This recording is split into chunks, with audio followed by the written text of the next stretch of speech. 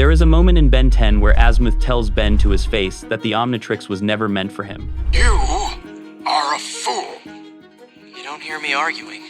The Omnitrix wasn't intended for you. Every longtime fan has seen it, and almost every viewer heard it as bitterness. A grumpy old Galvan refusing to admit a child saved the universe.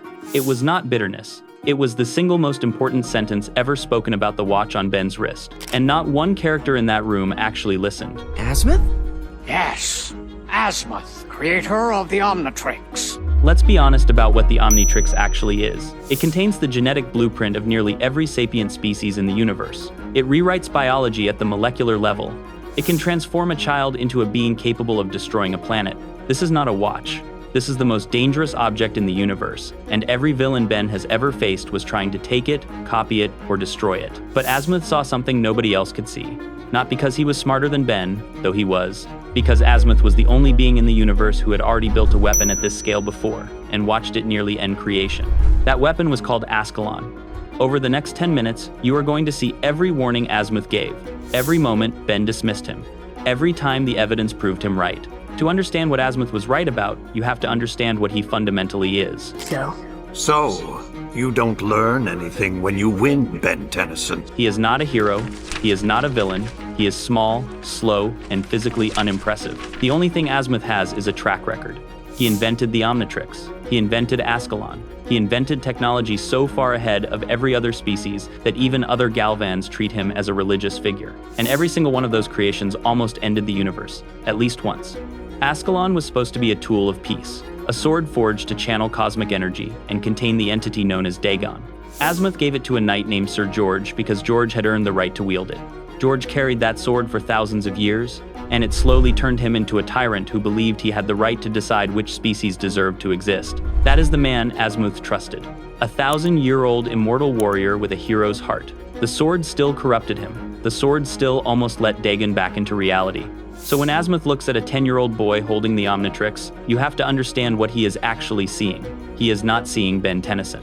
He is seeing the same disaster he already lived through, scaled up by a factor of 10,000, on the wrist of someone who has not earned 1,000th of what George earned before the corruption set in.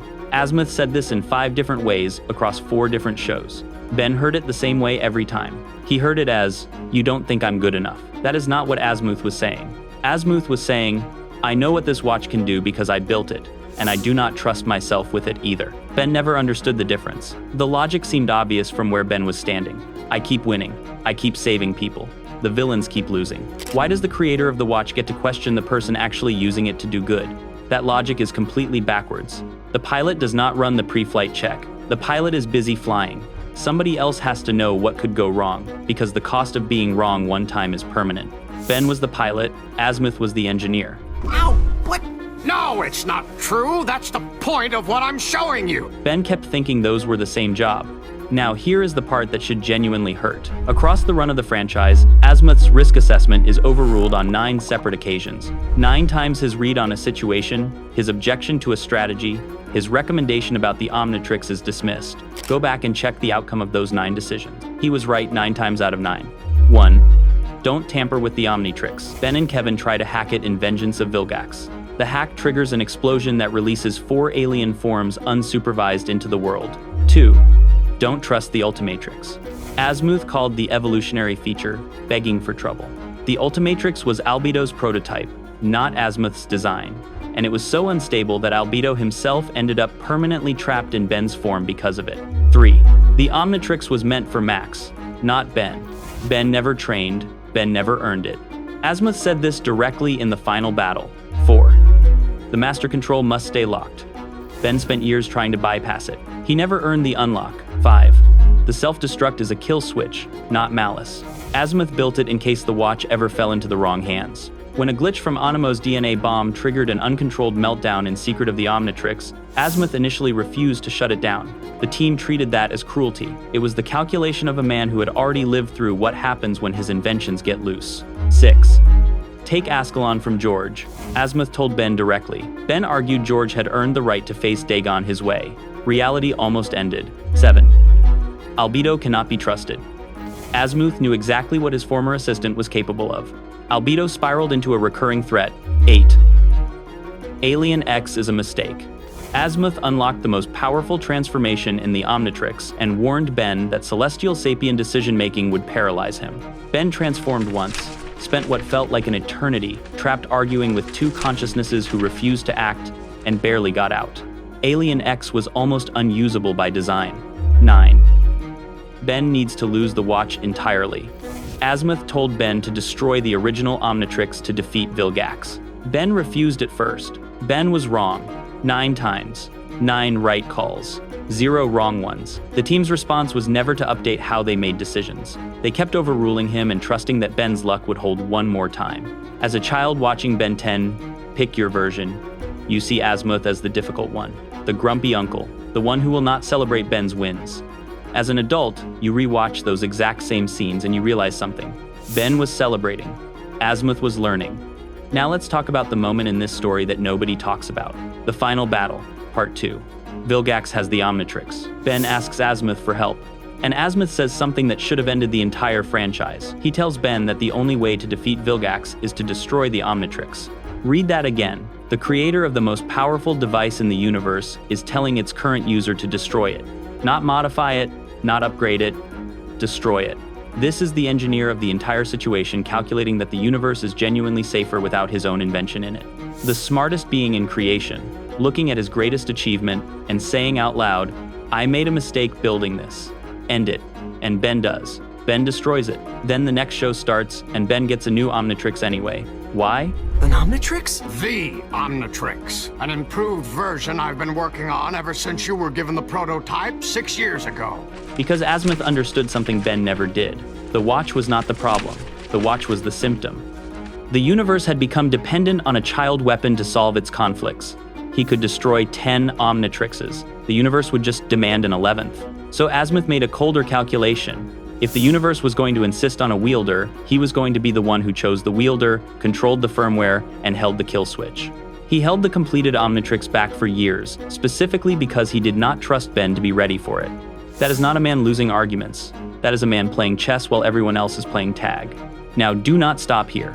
There is a version of this argument more uncomfortable than Ascalon, and it is about who Asmuth tried to give the Omnitrix to in the first place. It was Max Tennyson, not Ben, a retired plumber agent.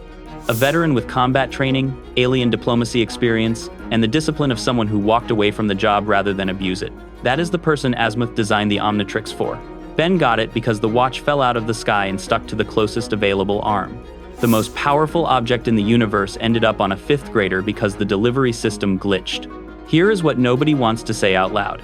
Every catastrophe across Ben 10 can be traced back to that delivery error. The Ghost Freak escape, the Vilgax escalation, the Diagon incursion. The malware mutilation of feedback, the universe being destroyed and recreated. Every single one of those events happens because the watch ended up on someone who could not be made ready in time. Asmuth was right. The Omnitrix was meant for Max. Ben got the rest of his life trying to grow into a job he was never supposed to have. So what was Asmuth's framework for a qualified wielder? It was not power. The Omnitrix gives you power for free. It was not heroism. By that standard, every villain who ever lost looks villainous, and every kid who ever won looks heroic. The metric is broken. The framework was patience, the ability to not use the watch when winning was possible. Ben fails this test in nearly every episode. He transforms when he could talk, he attacks when he could de-escalate. He commits to fights that escalate planetary threats into galactic ones because the watch makes everything feel solvable. Asmuth wanted a wielder who would treat the Omnitrix the way a surgeon treats a scalpel. Ben treated it the way a 10-year-old treats a toy.